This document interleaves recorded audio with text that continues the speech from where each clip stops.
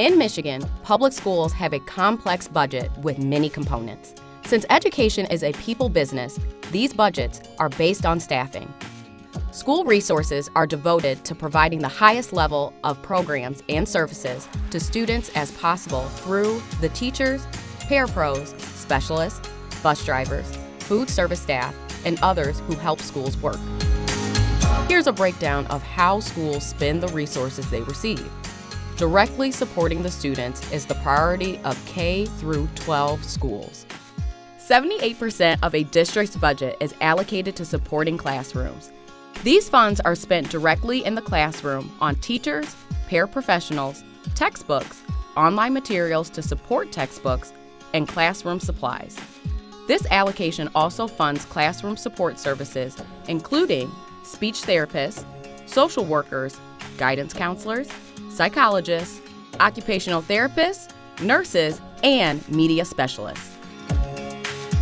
The remaining funds goes to operating and maintaining school buildings, transporting students, and district administrative services, principals, assistant principals, school secretaries, dean of students, and athletic directors. In general, 85 to 90% of a district's budget is personnel, and only 10 to 15% is non-personnel.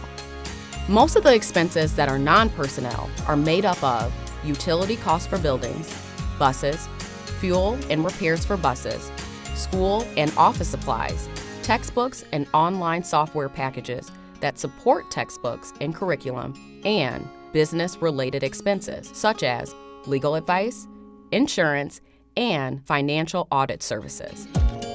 Public school budgets are operated on a very tight margin. Reductions in revenue can immediately result in large gaps in the budget. State law mandates balanced budgets, so these gaps require immediate action to close the gap. Because education is a people business, often the only way to close the gap is to reduce the number of people. Reducing staff can unfortunately lead to the loss of student programs. This is a brief overview of how public schools in Michigan spend the resources provided to them. For more on school finance, go to oaisd.org.